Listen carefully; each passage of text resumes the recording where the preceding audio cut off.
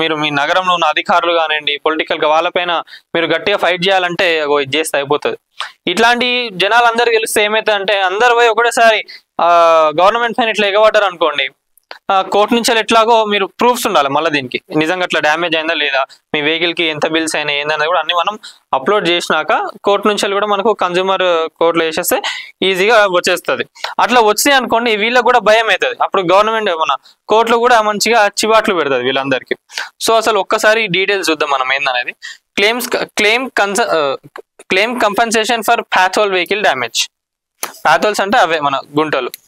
Pathol damage. You can claim a refund under consumer law. The danger of pathols.